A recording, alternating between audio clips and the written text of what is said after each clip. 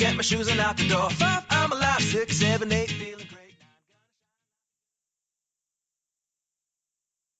Hello, BYWG Tribe. Here's a quick peek at our supplement, product, and book of the month for July 2020. At the end of the podcast, I'll spend a few minutes going into further detail, so we encourage you to listen to the end. The supplement of the month for July is our very own highly absorbable magnesium glycinate. The 10% discount code in office or online is MAG10. That's case sensitive, so it's lowercase MAG10. Our book of the month is the Life Strengthening book by Deanna Ferrugia. The product of the month is the TrueDark company and their incredible list of blue light blocking glasses and their other products to, as they say, stop junk light.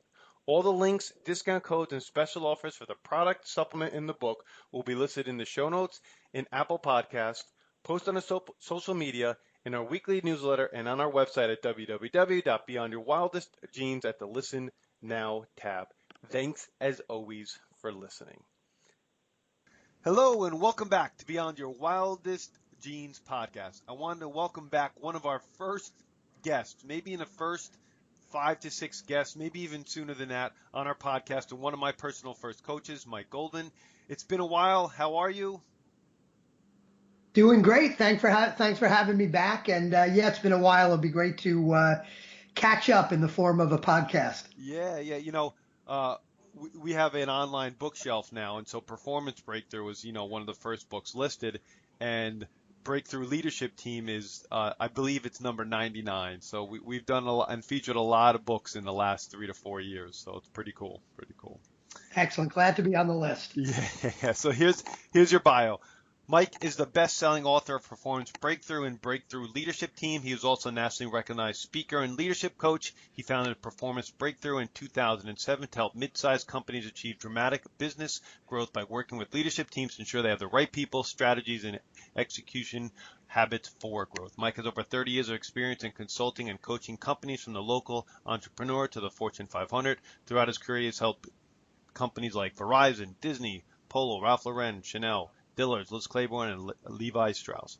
Mike's clients value his vast experience and pragmatic approach. His dedication to serving his clients is always executed with incredible passion and energy. His no-nonsense, practical style enables individuals and teams to uncover opportunity and achieve revolutionary results with laser focus. Mike is a lifelong learner. In fact, he often tells his clients that if he had gone 90 minutes without recommending a book, they should dial 911 because he might be having a stroke. All right, so let me encourage people to go back and listen to that first podcast. It's been a while. I think I'm going to go back and listen to it to see how my interviewing skills have increased. But you released your new book, as we mentioned, Breakthrough Leadership Team, Strengthening the Heart and Soul of Your Company. And it could have been a pretty hard decision to launch right now, and right now meaning we're right in the middle of this pandemic. So why did you decide to release it as opposed to maybe holding it back a little bit? Yeah, and it was a tough decision. There was a time, I guess about 2 months ago, when it launched about on April 28th. There was a time about a month and a half before the launch when I changed my mind probably 4 times a day as to whether I was going to launch the book. And so it was a hard decision that actually in the span of about 5 minutes became really easy when I went from thinking about the marketing impact of the book and what if I launch it and no one's listening because they're focused on their health, or they're focused on how they get unemployment or any of the immediate things, and they're focused. What if they don't buy the book? And when I was thinking about it from a marketing standpoint, it was a tough decision. But then I said, wait a minute, I wrote this book to add value. I wrote this book because I believe that everyone has the right for a fulfilling work environment. I want retirement to be a dirty word, and I want to help companies. I want to help leadership teams create great companies. And when I looked at that, and I said, you know what, this message is needed now more than ever. In that period of time when that thought shot through my head, I said, I really have no choice here. I've got to get this book out as soon as I can. And I think, and particularly after reading the book, thanks for sending it over. I'm very glad that you released it as well. So let's start with the basics then. How do you define what you would consider a breakthrough leadership team? So I look at a number of things, and one is, I truly believe that a leadership team at a company, as the leadership team goes, so goes the company. If as a leadership team, you are fighting with each other, well, that's only going to get worse as you go down throughout the organization. As a leadership team, if you're not holding each other accountable, again, that gets worse as you cascade down the organization. So I don't believe there's any room for B players on a leadership team. I really don't. I think A players hire A players and B players hire C players. So you need a team of A players. Now, when I say a team of A players, they need to be A players in their role. You're not necessarily looking for a team of, an all-star team to use a sports analogy.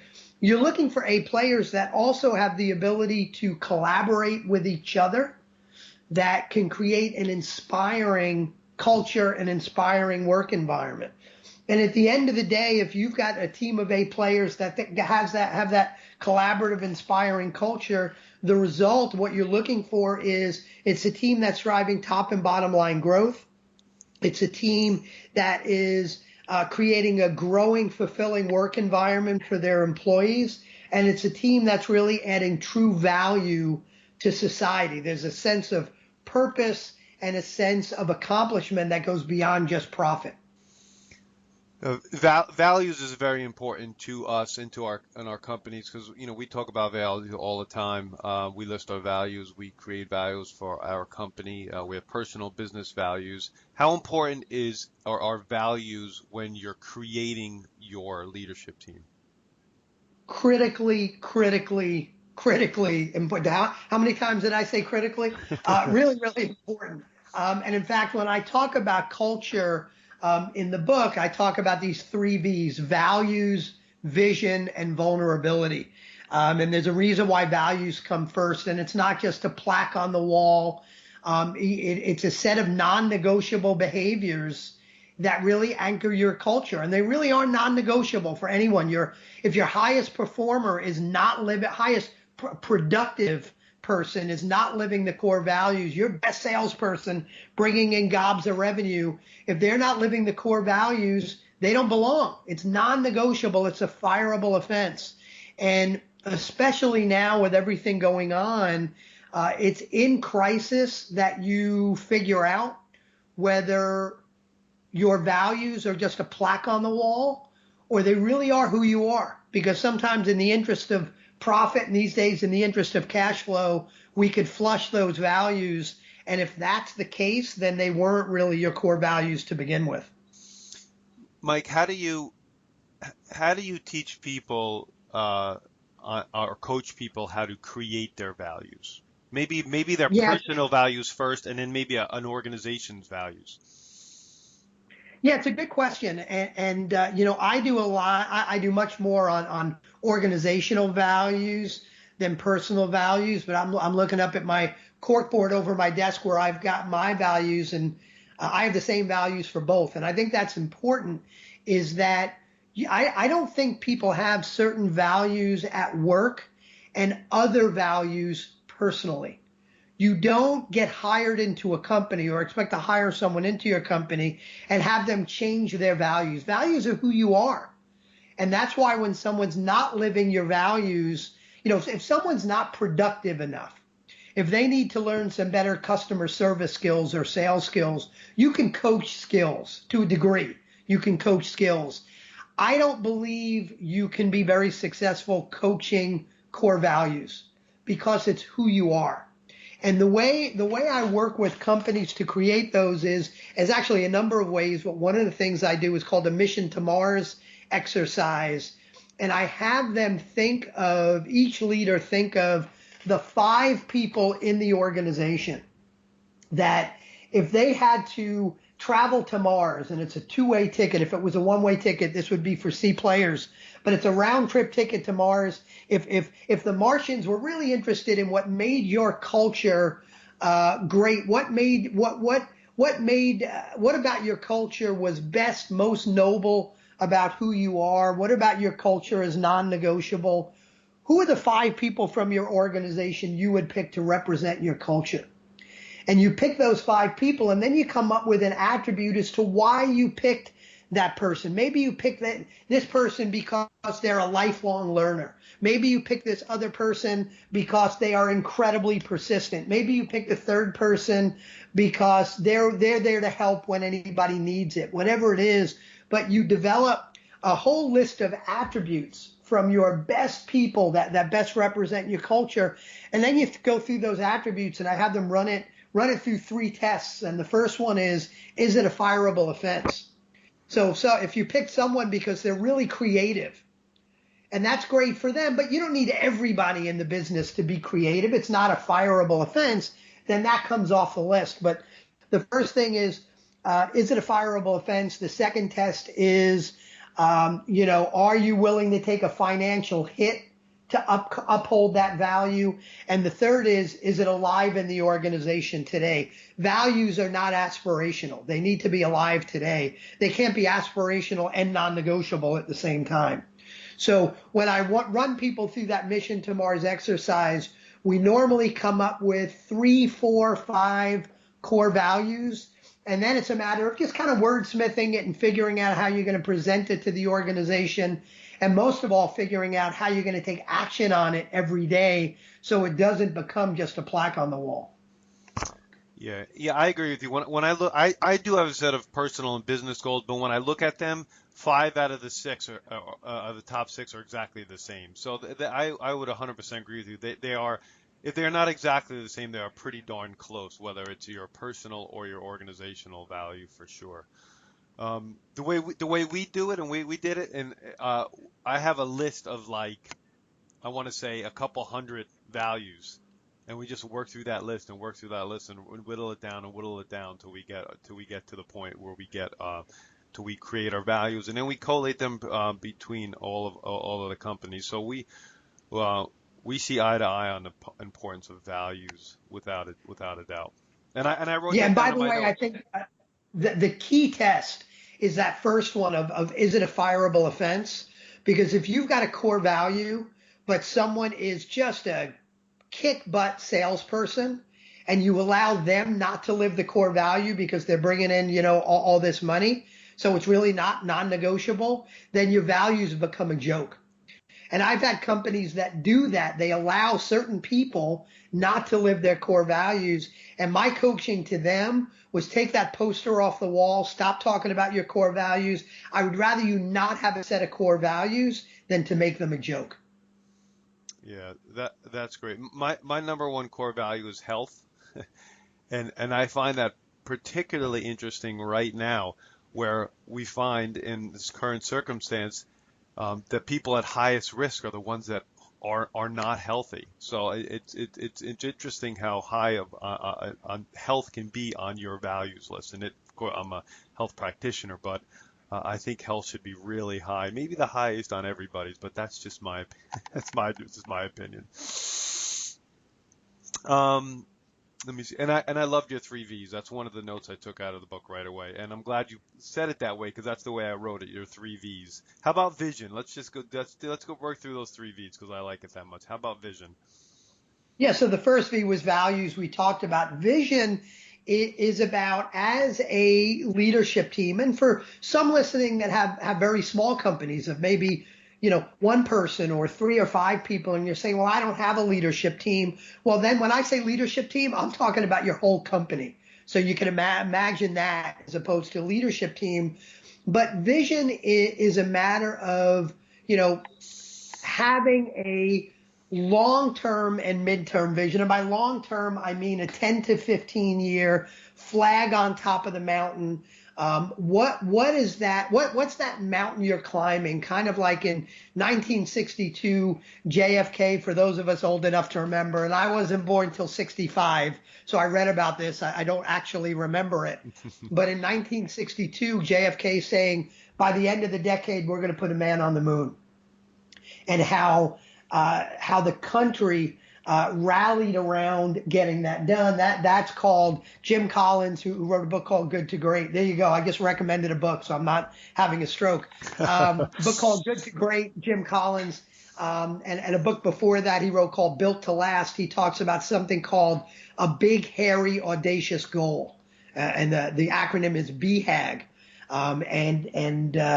He termed it a 10 to 30 year flag on top of the mountain, 10 to 30 year goal that drives you to greatness. Now, I think 30 years is a little much, so I call it 10 to 15.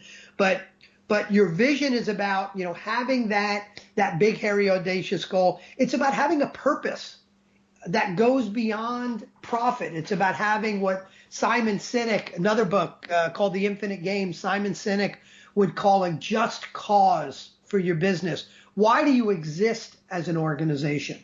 And your BHAG needs to fit within that. It's also having a 3-year plan for your business, something called the 3HAG, a 3-year highly achievable goal, and a vivid vision of what does your organization look like, smell like, feel like 3 years from now.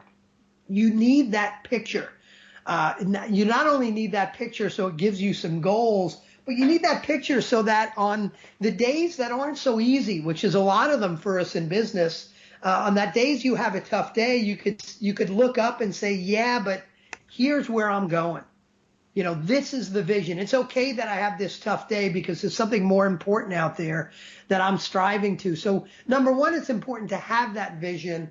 Number two, it's important that each member of your leadership team or, ideally each member of your team really needs to become evangelists of that vision.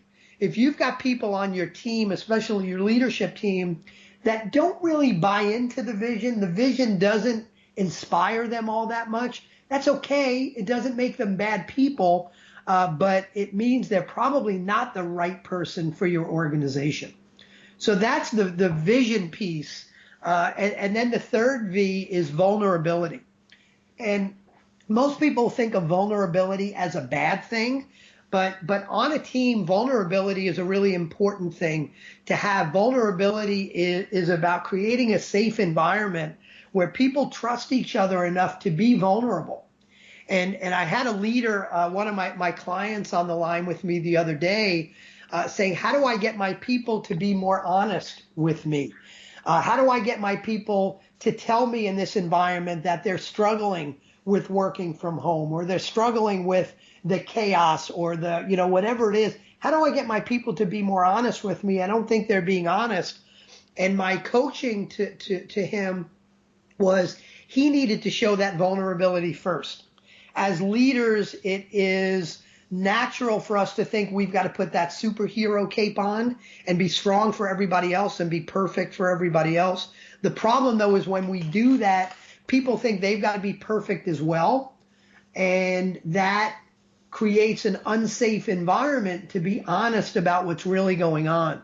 So if you want people to be honest with you and you want to break down that brick wall and create a powerful, trusting relationship, you've got to be vulnerable with them. And when you're struggling, you've got to be open and honest and saying, hey, you know what? At the end of the day on all these Zoom calls, man, I'm just feeling drained and I'm not sure what to do about it. What do you do about it? How do you feel at the end of those calls? I'm feeling a little bit disconnected and a little bit out of sorts. I've gotten out of my exercise rhythm, I could really use some help. What are you doing?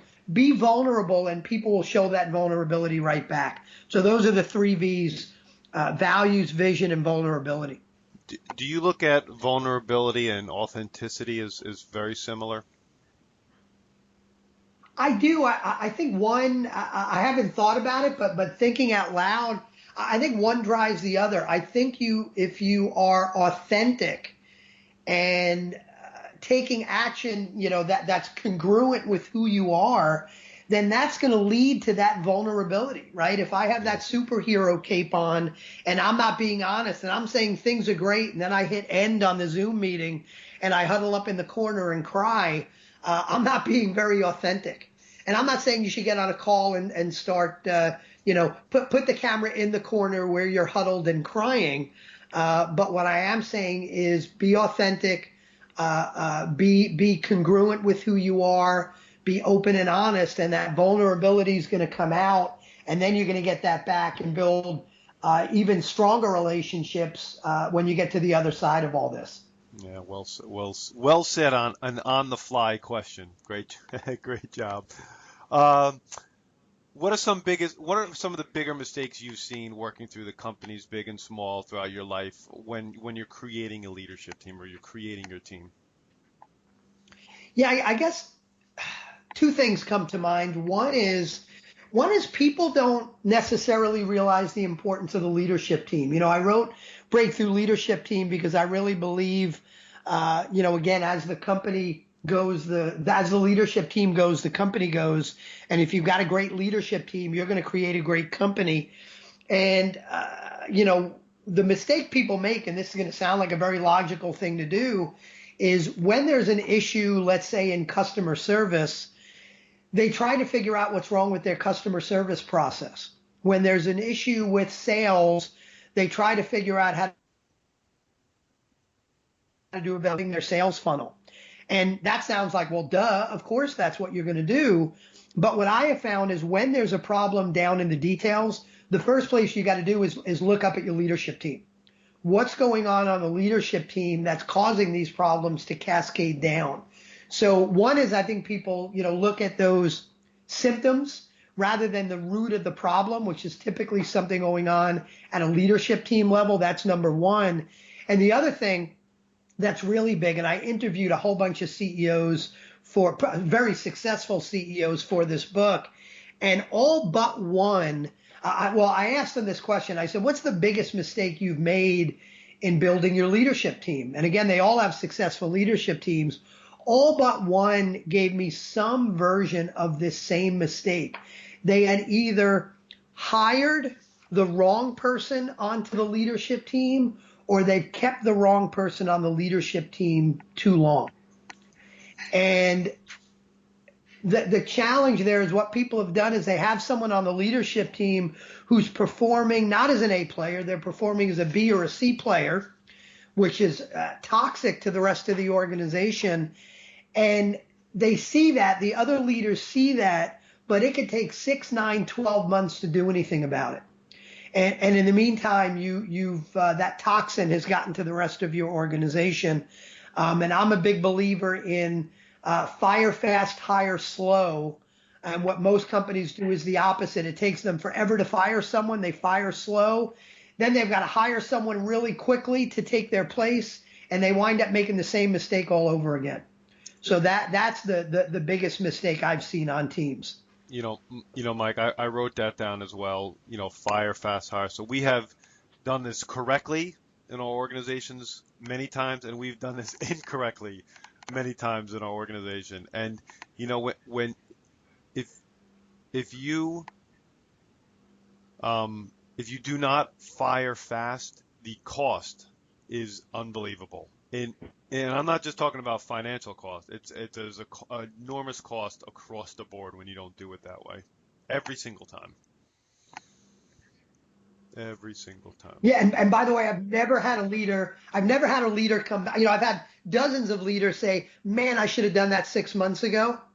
I've never had a leader say to me, I think I fired that person too quickly. I think I should have given them more time. I've never had someone come back to me and say that. Yes. So I got to ask this question because there's definitely people listening that do not own companies or are not in a corporate leadership position. How could somebody integrate what you teach in your book, into their lives or into their families' lives? Because there's got to be some correlation. I think probably a lot of correlation. There is, and it's a great question.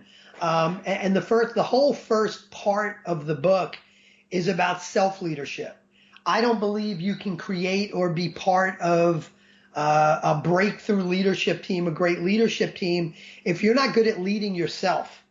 So, and what that means is, especially these days, focusing on what you want versus what you don't want. It means being able to, manage your attitude, manage your emotions, focus on those things you can control, that old serenity prayer. It means, and back to what you said is your first core value about health. It means making sure that you've got the discipline to be focused on your mental health, focused on your spiritual health, focused on your physical health.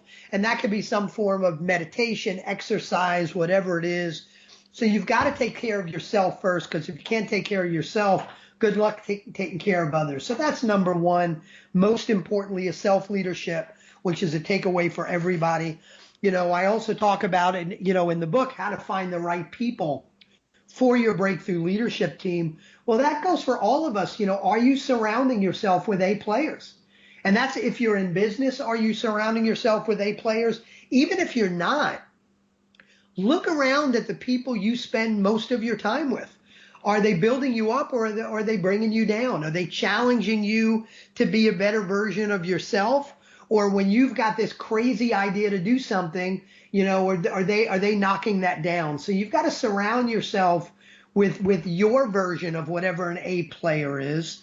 And then the last part of the book talks about the fact that creating a breakthrough leadership team is a never-ending process. You've got to be learning and growing every day. You've got to be assessing where you are, assessing those people around you. Are they A players, B players, C players, and making the right decisions? That goes for all of us. If you're not, most of you have heard this statement before. If you're not learning and growing, you're dying.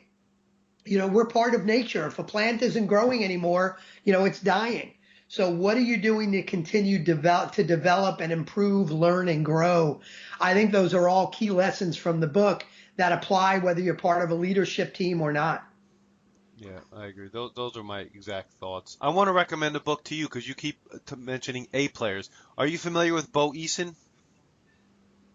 Say it one more time. I want to recommend a book to you because you keep mentioning A players. Are you familiar with Bo Eason?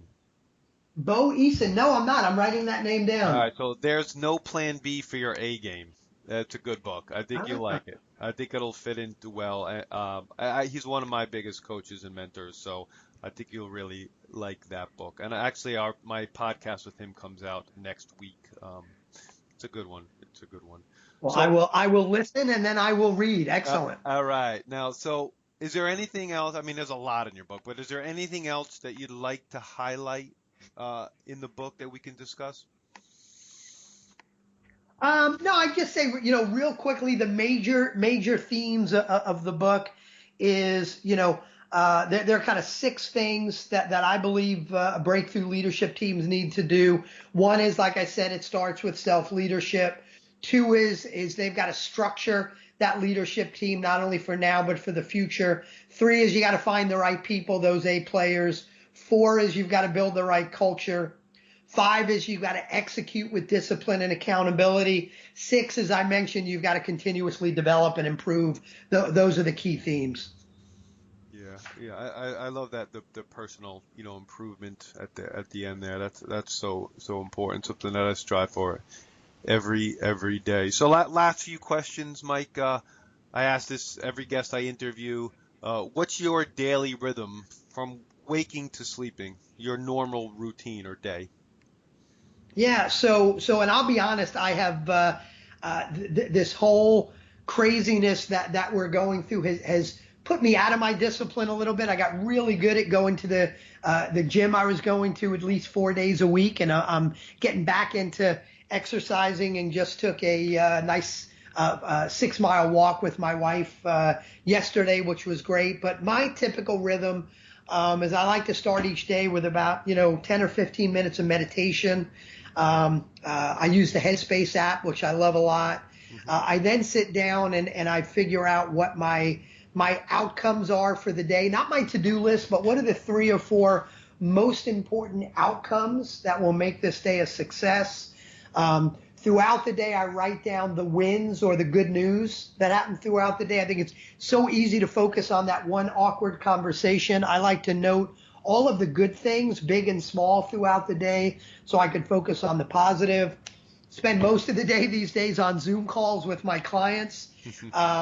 Once the day is done, 6 or 7 o'clock, whatever it is, I've gone vegan, so I eat a nice vegan dinner, and then, there are a lot of people out there that pride themselves and say, well, I don't have a TV, I don't watch TV.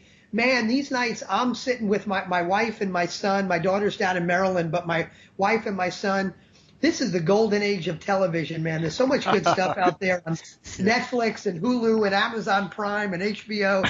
So some TV at night, and then I can't go to sleep without reading. That's where I do most of my reading. So I read before I go to bed, and then go to bed and start it all over again the next day.